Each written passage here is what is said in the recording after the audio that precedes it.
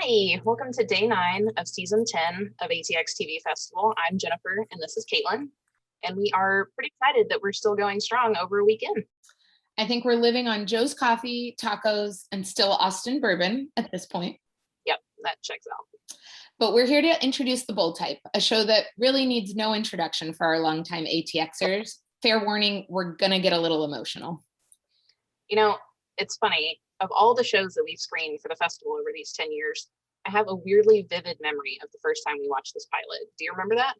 I do. The whole team wanted to watch it together, so you and I had to wait because we watch things faster than the other two. So we had to gather over lunch, and by the end, we looked at each other and said, we have to premiere this. How quickly can we get them to Austin? Yep, we fell in love, and so did our audience, and the show has been back to every festival since, physical and virtual. So thank you to Freeform for bringing the show into our lives, and to Sarah, Amanda, Holly, Wendy, Nicole, Katie, Aisha, Megan, Melora, and now Steven for being part of the ATX family. We are truly thrilled to be able to celebrate the show one more time with y'all before the finale. We're going to need a Jacqueline Carlisle pep talk to get through the end of the show, aren't we? Yep. All right, enough mushiness. We're going to go cry off screen for a second, but before we do, this is your friendly reminder that there are only 2 episodes left in this final season. So make sure you're caught up on Freeform and or Hulu. And without further ado, we're going to hand it over to our wonderful moderator, Brianne Hildman from People. Hi, Brianne. Hi. I remember attending that first panels for season 1 of The Bold Type. I know. Good memories. I know. So good. So, without further ado, we have Wendy Straker Hauser, the showrunner and executive producer. Hi. We have Miss Jane Sloan herself, Katie Stevens. Hi. Kat Edison is here. We have Aisha D. Oh. There she is. We have, of course, Sutton Brady, aka Megan Fahey. Hi. Jacqueline Carlisle is here to give us a pep talk, and by that I mean hello, Melora Hardin. Hi. And we have Oliver Grayson to give us a nice warm hug. Thank you for coming, Stephen Conrad Moore. Hey, hey. Hi, guys. So I am just beside myself that this show is ending. I am so curious what that feeling was when you heard that you were filming a final season. And I guess we'll start with Katie.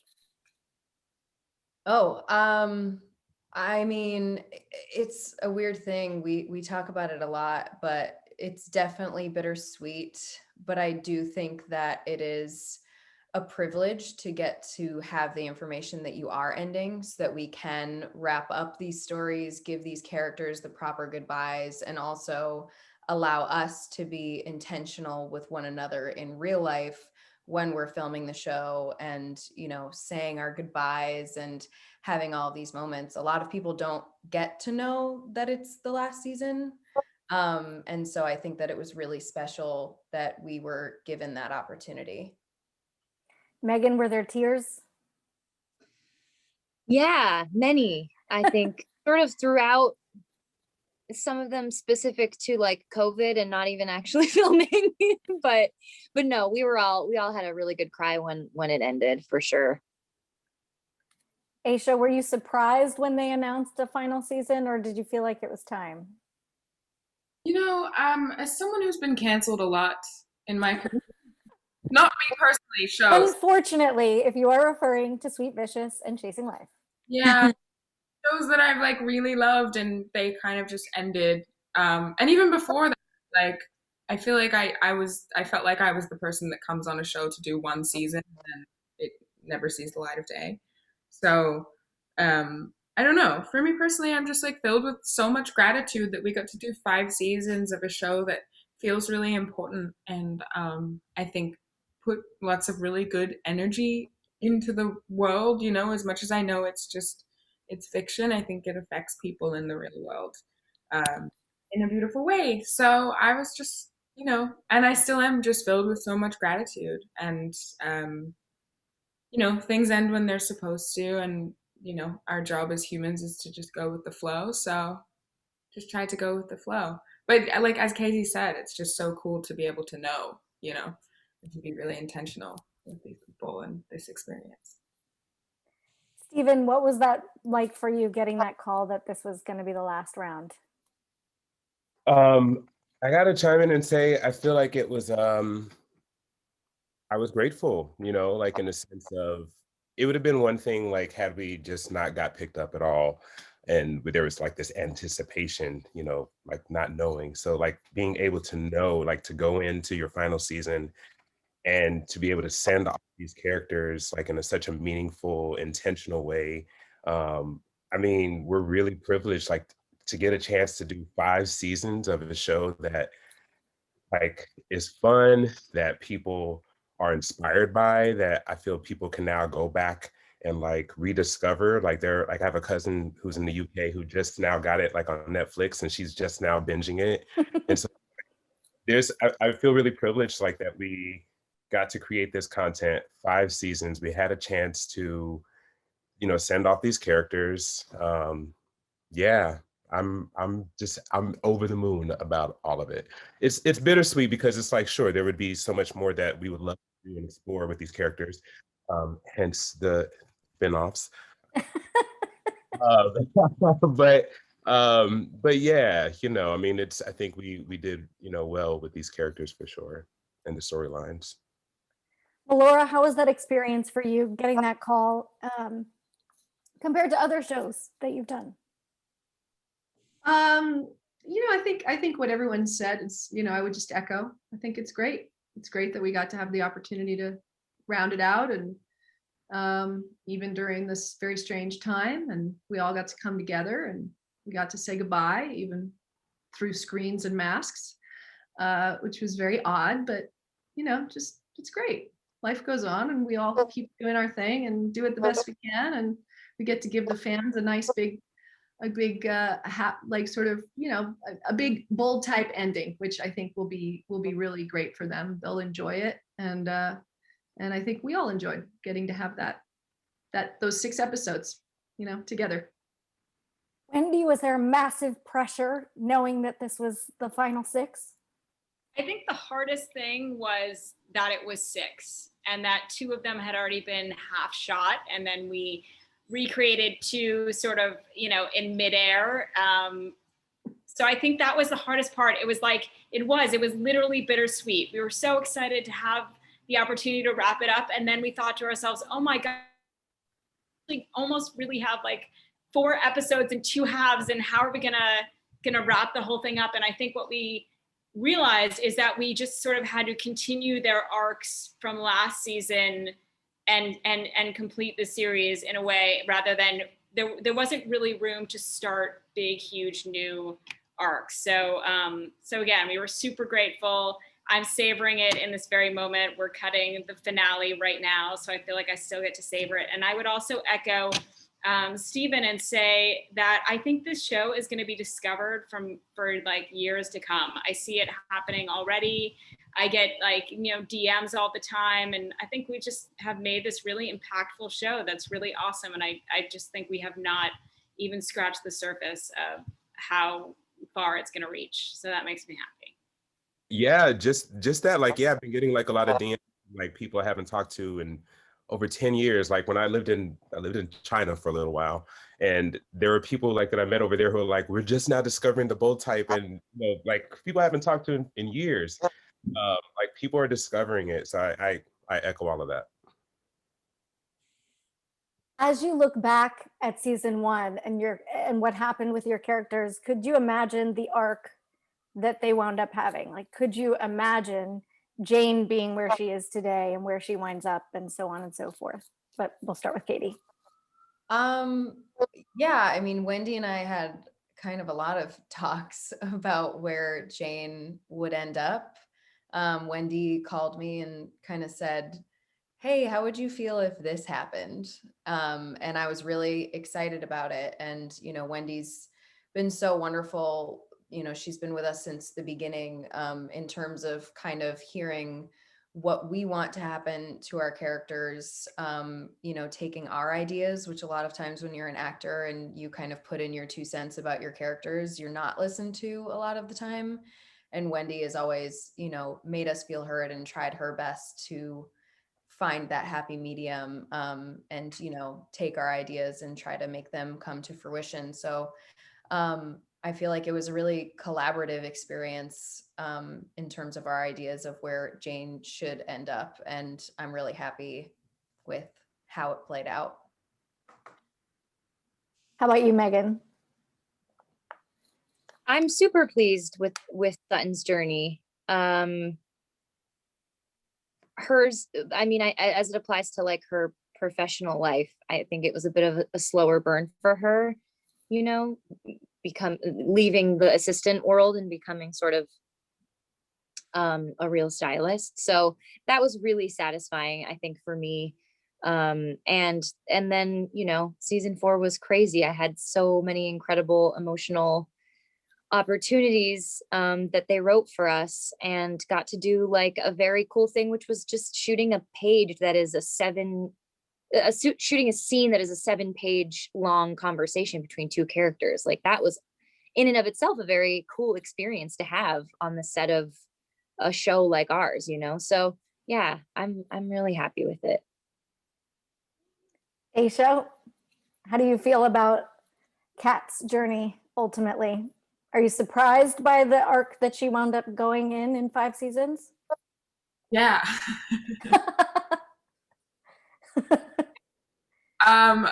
I don't like to ask too many questions. Like I'm very one of our producers, what does he call me? Like his sensitive flower child or something. Like I'm like very sensitive. So like when I read scripts, I don't want anyone to ruin it for me. Like I want to light candles and like, you know, I want to experience it for me. I don't want any spoilers. So I really didn't know much about how it was all going to end. And yeah, I was completely surprised. I did not see it ending the way it ended. But I think it's cool. It's like, it kind of comes, like, it came out of nowhere for me. And I think, I think that's what's cool about the last season is I think it definitely takes some turns, and there are some things that we get to do this season that are really fun and unexpected. So, yeah, I don't know. To answer your question in a really long way. No, great. Yeah. Melora, did you imagine that we would wind up seeing so many sides of Jacqueline as the series progressed, or did you imagine she'd kind of still be floating over as an idea more than a fully fleshed out human? Well, no, I knew she was going to be fleshed out human because I wasn't going to play her unless she was fleshed out human. And I had lots of discussions with Sarah Watson, who created the show early on, and Wendy has been with us since the beginning. And so the way that the writer's room and you know, had created and what we all talked about, really, I started talking about this idea of Jacqueline being an imperfect leader from the very beginning. It's very important to me that she was human, and that you got to see her struggles, and that you got to see her her vulnerability and her weaknesses, even though she could lead with so much integrity and grace. So so I'd been pitching the idea of the marriage having some challenges from the very beginning. I really wanted you to see a woman of power who's really strong in the workplace, but also is really strong in her relationship. But anyone who's ever been in a long-term relationship knows that long-term relationships have long-term challenges and they have struggles. There's just no way around that. And I wanted to see 2 people doing that, doing life together in a real way, not in a candy-coated way that is, but 2 people that truly love each other and are meant to be together. And who have a history together, and who have children together, and have built a family, and have built careers together, and have built this life. And I wanted to see that breakdown, and I wanted to watch that as much as we could, because we couldn't cover it so much, but we could cover it enough that was satisfying to me. And I think satisfying to the viewers, because I think that the more you see someone who's a mentor, and you really see their actual humanness, I think that makes them a stronger leader. Stephen, when you first read about Oliver, I mean, did you imagine that he would wind up a father and kind of this father figure for Sutton as well?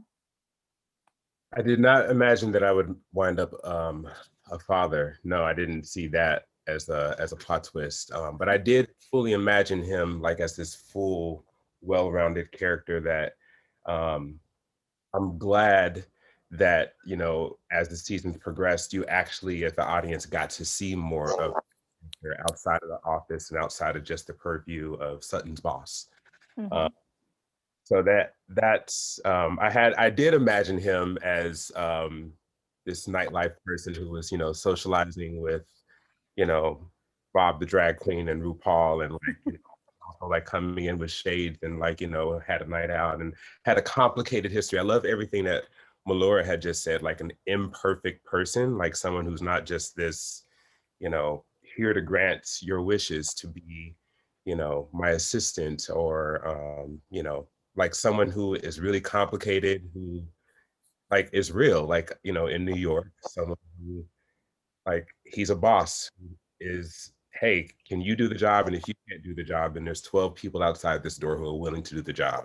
Like, so just like not this ideal candy kind of person, but just this real messy, sometimes unlikable, full-fledged, but yet, you know, real, sincere, lovable person. And lovable because they're real and because of their complication.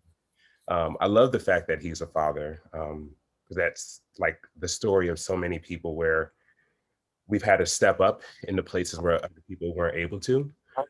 And especially like as a queer man, as a same gender loving man, like it's definitely a plot twist where it's like kids were not in my future. You know, I was the single man, like I'm gonna, you know, do my own journey. But yeah, like that is a story for sure, like of same gender loving men having to step up where maybe somebody else couldn't, you know, and take the reins. So, yeah. Wow. One of the things I think that makes this show so special is that it has brought to light so many really relevant issues, from miscarriage to the LGBTQ community, uh, and sexual harassment, and so on and so forth. And I'm curious for each of you, and I'll start with Wendy. Was there one that really stood out to you, that really, like, you were really proud to be telling that story, or one that you really didn't know much about, you really learned something that changed you in some way? I think the answer is D, all of the above.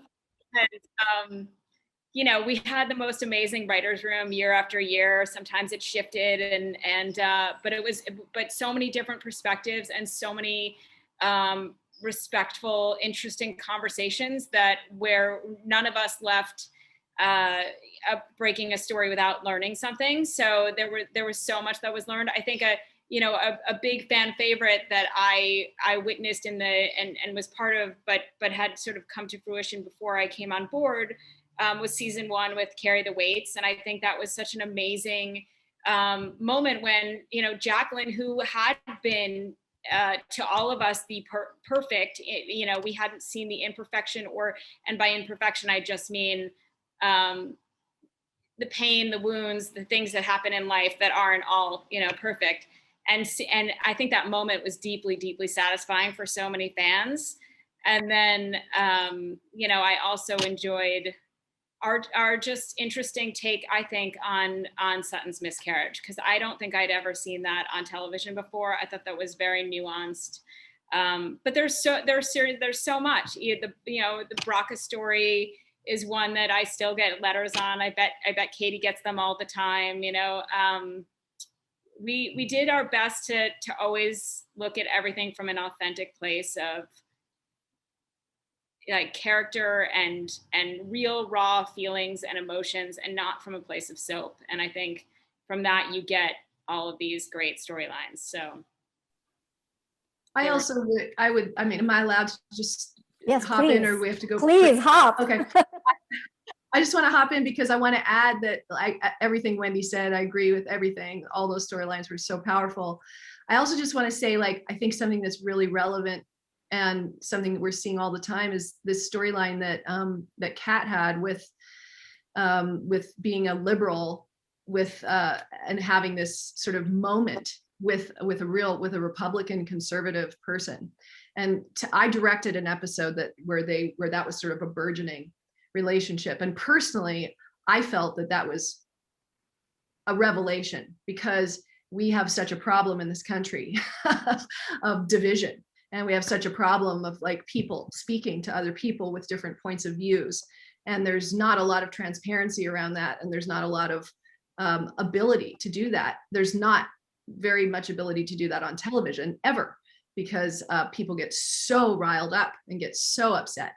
And there's one particular conversation I remember when that Kat and Ava were having, and I remember just getting chills, and I remember like almost crying, you know, like this is profound. This is profound of the moment stuff. And I think what Wendy said earlier about people finding this show, that kind of storyline is going to be really interesting in 10 years. That's going to be a really interesting storyline for people to look back and go, wow, that was the state of our country. That was the state of our world. That was how much we couldn't disagree, and we couldn't speak, and we couldn't even look each other in the eyes. That's going to be a big one in about 10 years. So I'm excited to be a part of a show that brings forward those kinds of things and all the other things that Wendy said. I will add one thing. It's amazing because I think in so many ways we have had storylines that have been months later, you know, extremely topical. I remember, I don't even know. Carry the Weight. Carry the Weight happened before the Me Too movement. Right. That's right. And you brought up Kamala Harris. Yes, before. That's right. Yeah. In season 2, I think. Yeah. Mm-hmm. So it's interesting. Yeah, we have a lot of those little moments like that on this show. Really quite forward. We're like right up on that wave. We're just cresting it. We're like riding it like that. It's pretty great. Premonition, some kind of little premonition there. Yeah. In the writer's room. You guys are tapped in. If only it worked in the stock market, but not yet. Exactly. Megan, was there a storyline for you that really just resonated and hit you and made you proud to be telling that story?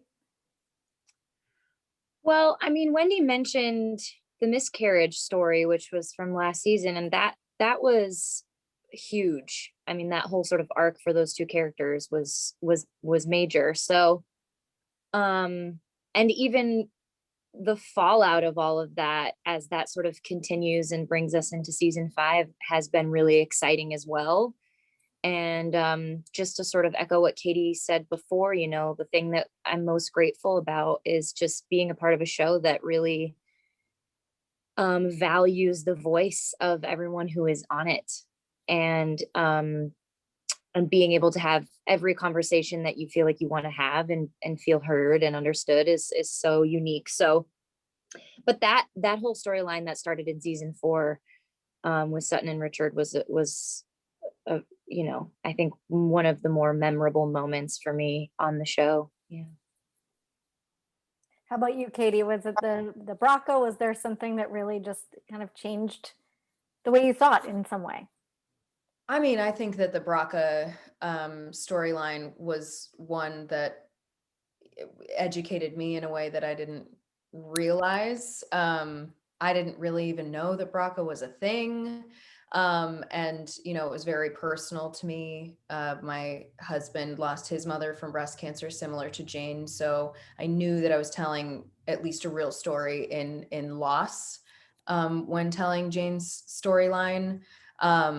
And it was weird because I got that storyline and the writers had no idea that was my husband's experience. And to know about the BRCA mutation and to, you know, tell this storyline, I get so many messages from women who have the BRCA1 mutation or the BRCA2 mutation. And, you know, they're so excited to see this storyline portrayed. I hope that I've done a good job in telling it. But, you know, I think that it's important for women to have an awareness of their health, especially when it comes to their breast health. And I know it can be scary to have that information sometimes, but I think that knowledge is power, especially in that case. So I'm happy to be a part of that storyline, because I think that it's helped teach me and a lot of others. Yeah, I think so. I feel like people really talked about it in a new way when that aired. Mm-hmm. Aisha, is there one for you that just you feel really proud of getting to portray? There's been so many. I think the thing that I love kind of across the board about all of the, topics or the things that we talk about is that they're messy and they're imperfect conversations. It's not ever going to get solved in a 42-minute episode of television. It's just kind of starting the conversation. And I think what it does is it motivates people in the real world to then have conversations with their friends, and then they have conversations with their friends, and it leads to a new part of the conversation. So I think what I'm most proud of is just the fact that it fuels a conversation in the real world. So it starts in this kind of fictional space, but then it really does have an impact in terms of like how we move through the world, how we communicate, and like how we see ourselves, what we think we're capable of, based on what we're able to see on television, Mm-hmm. So I have to ask, because as much as the issues were important, so was the amazing clothes throughout the entire series. Do any of you have a favorite outfit, whether it be important or just you loved it and wanted to steal it? Maybe you did steal it, and please tell me if you did. Well, we weren't allowed to steal anything, but we all did purchase a few things at the end. I mean, I just loved all of my shoes, so I invested in getting a lot of Jane's shoes. But I do think that like any of the dresses, I feel like the dresses from the pilot that we wore in the train station, those will always hold a special place in my heart as one of the favorite things that we've worn, because it was just a special moment and it was the beginning of all of it for us. And that day of shooting in the train station, it was like 3 or 4 in the morning because it was the only time we could be in there, and we were all delirious and like it's sitting in a train just having the giggles and stuff. And that's just a wardrobe that also has a fond memory, but I think that it's like somewhere in a museum, so we couldn't even own those if we tried. In a museum. Yeah, they like took it and like put it in some like fashion. We made it, y'all. We made it. That's at least what I was told. I don't know. That would be cool as hell. Let's go with it. Don't let anybody tell us that that's a lie. Well, kind of going back to that, there's an amazing callback in this final season where we see the 3 girls holding hands and wearing coats that are the exact colors, the gold, the hot pink, and the purple, as those dresses. And just kind of, it's this beautiful symmetry moment. And if it hasn't aired yet, because sorry, but we're taping this a little early, it is in the trailer. What was that, filming that like, kind of having that full circle callback moment? I'm salty that it's in the trailer, if I'm being completely transparent.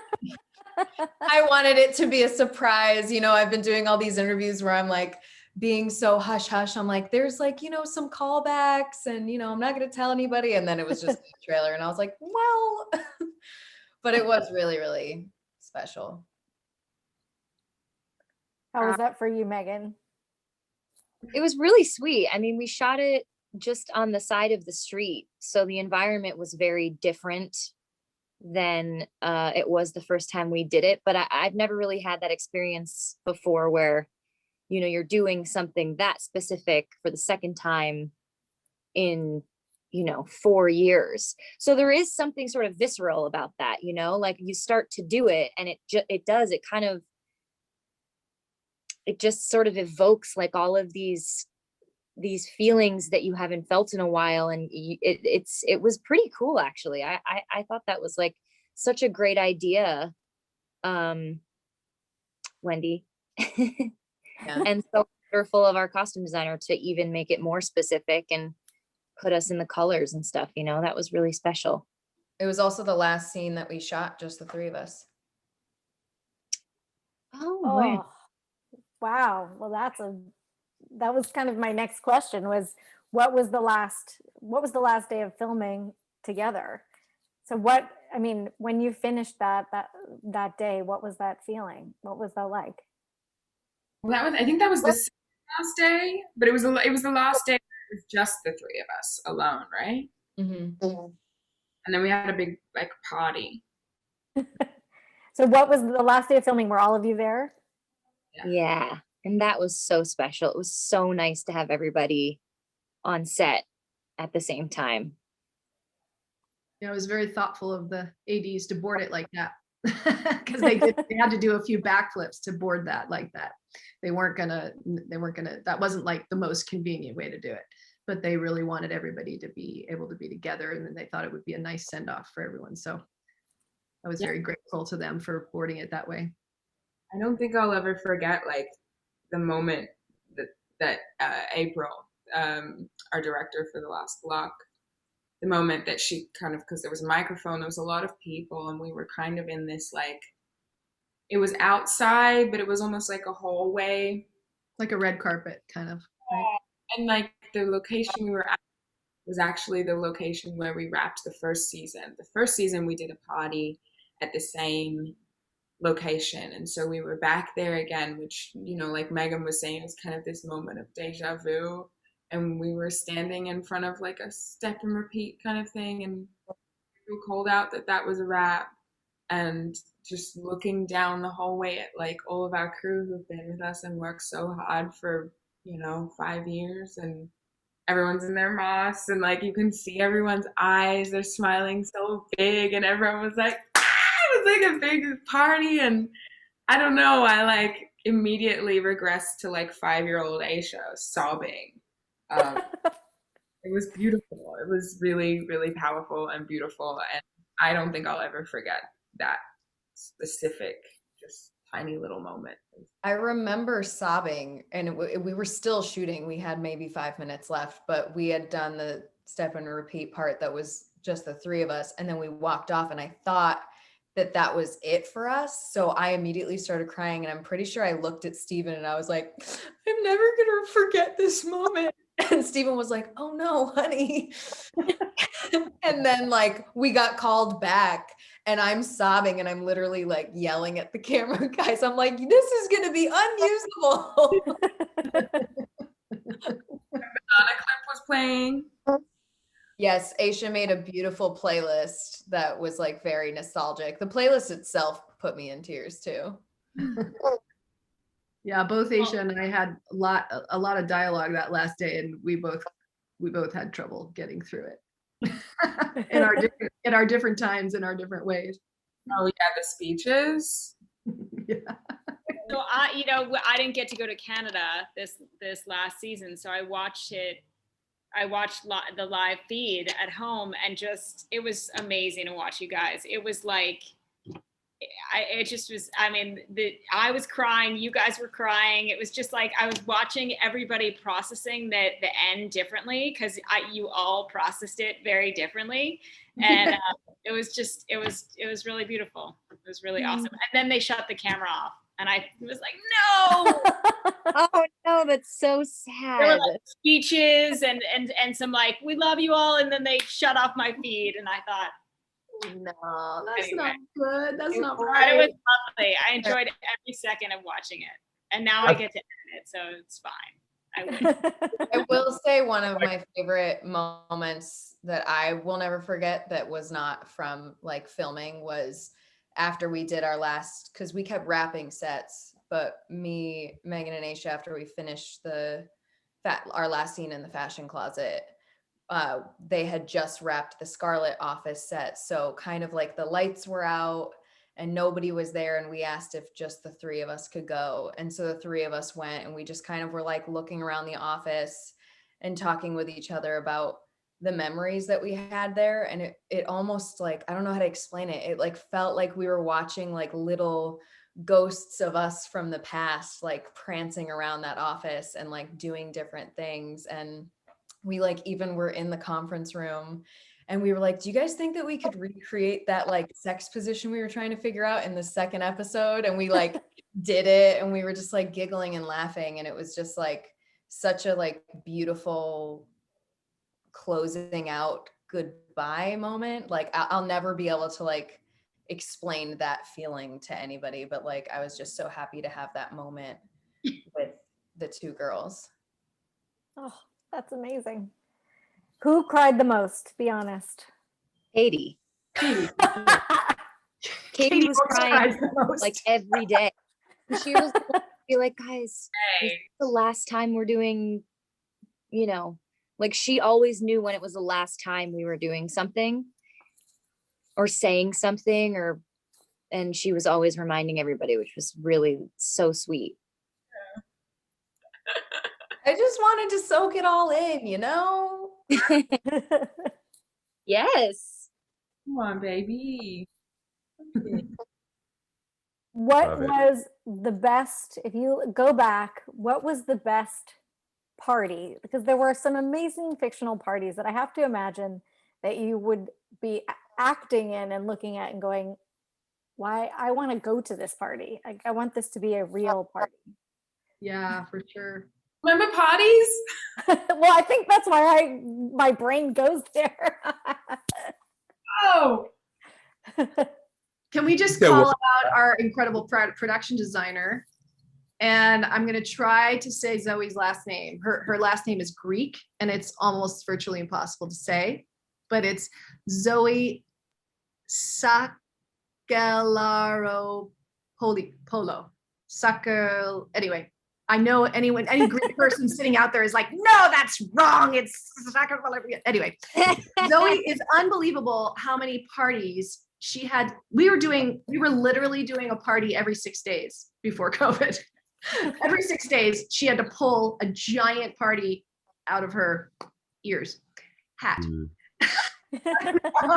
And I'm telling you, she did some, I mean, really, we would walk into those parties and we'd all be like, I want to come to this party. Like, it was just gorgeous, and different themes and different feelings. And I mean, literally, I actually saw Zoe at the end. We had a little personal time together. And I said to her, like, I can't even believe what you did in the show. And she was like, oh, the show is actually really easy. And I'm like, oh, this is why we have the experts. Like, this is why we have the department heads. Because for her, it was like, no, the show was just ticking along. It was easy. I couldn't imagine how she was doing that week after week. That's amazing. How did COVID affect the filming experience and the end especially? Oh, do you really want to hear? Go on, Megan. Why don't you tell it? I know. I feel like we've exhausted ourselves from talking about it because we just complained so often to each other, even though we were so grateful to be there. And it was so much better that we got to make the show than to not. And we were really grateful to have a job during the time and everything like that. But it was really, really tough, to be honest. I mean, there was no kissing. There was very rarely hugging or hand holding. And, you know, our interactions were timed and literally measured with sticks. And, I mean, anything you can think of. We had to wear these kiss guards that were basically like a prosthetic mask that they glue to your face that has like a free hanging plastic tube. I mean, it was crazy. It's like a tube. Yeah. Oh yeah, like you're wearing it while the camera's on the other person, and the other person is wearing it while the camera's on you. And like the scene that I had to do, the other character was like, "You look so beautiful," and I have this thing on my face. Poor guy had to try to like act like I really looked beautiful in that moment with this thing on my face. So bizarre. Many different, like, just weird, odd things, like just even the being able to like interact, you know, like it's our last season, like you want to have like some small talk, like with the crew and etc. But it was just so hard where it's like I can't pretend to hear you because I'm covered in bubble, and we may as well just not even like. There was a lot of that was just kind of like it is what it is. Um, yeah, and there were things like you all mentioned, like the Kiss Guard. Like I wanted to have more connection with so many people, but it was like up 6 feet, you have to be 6 feet or 2 meters rather, like constantly. However, though, I think as an actor, maybe it was one thing that was annoying, but became like refreshing. Like we would rehearse the scenes with all the bubble wrap and everything, and it just feels like I never really got to do the scene until we get to the scene, which is annoying, but also kind of refreshing. It's like, okay, this is the first time you're kind of catching like my real reaction, without everything in the moment, because of all the obstacles that were there. But it's a weird thing too as an actor because you're you kind of want we do a lot of stuff that's pretty internal and people don't know what we're doing a lot of the time. But I felt this sort of need to kind of announce to the crew, like, just so you all know, I'm not rehearsing until the camera's rolling. like I consider our first take my first rehearsal because I cannot, as Stephen was saying, we could not connect. There was literally nothing about those rehearsals that was just, the only thing about it was like, I just had to like pray that my years of experience was going to get me on somewhere. Maybe I'm going to land in the right seat and I had to say to the DP at the beginning, I was like, I just have to tell you all, I think this is where I think I want to move. And I think I want to sit here, but we may do the first take and I need to have full permission to completely change my mind. I definitely felt myself like step out of character. Like I feel like I'm normally like a really nice guy, smiling, no conflict or whatever. I found myself being like, what's going on? Like I felt myself a little bit like, hold on, let me breathe for a second.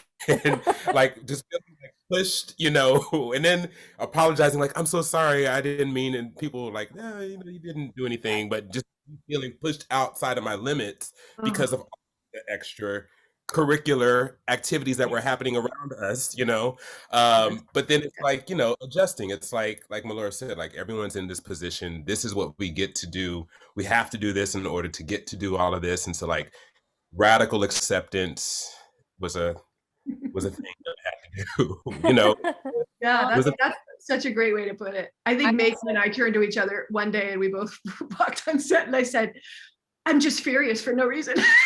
She said, I think as actors too, we had such a specific experience too, because we're like, everybody has challenges. Like we're all basically transplanted to a different country where no one can come visit us. So we were away from all of our friends and family for, I think, 15 weeks. I didn't get to see my husband, our friends, our families. And on top of that, nobody tells you not to like hang out with each other outside, but it is kind of a pressure for the actors that like, we have to be the most careful in terms of not going anywhere, not doing anything, because we literally cannot get sick, because if one of us gets sick, it will shut down the whole production. So there's a lot of pressure too in this time as the actor doing a show that's somewhere different out of the country. But I feel like we all handled it like pros. We all supported each other and uplifted each other. And let each other vent to one another, because that was really important for our mental health. And again, like Melora said, I think that when you watch it, you can't even tell that we shot it during COVID times. Like it does really feel like the show has always felt, even with all of the restrictions that we faced.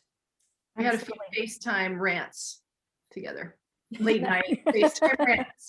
Yeah. We had the late night FaceTime rants. Remember, Aisha? We both took a bath. I was like, I'm gonna get in the bath. We had a really fun group hang one night. Yeah. I got in the bath and it was like lovely, just some wine in the bath. Yep. I was in mine, you were in yours. Katie, I think you got in yours, didn't you? You had like a little bath. You didn't though. I don't think you did, Megan. I didn't. No. You'd already had your bath, that's why. You were like on the couch all cozied up. Yes. Your glass of wine. Well, somebody had to Go guys ahead. weren't around, so. Sorry, Maria. That's okay. Speaking of group hangs, this has been an amazing one. I have one last question with a show of hands. Who's in for another group hang in 10 years, whether it be a reunion special or a revival?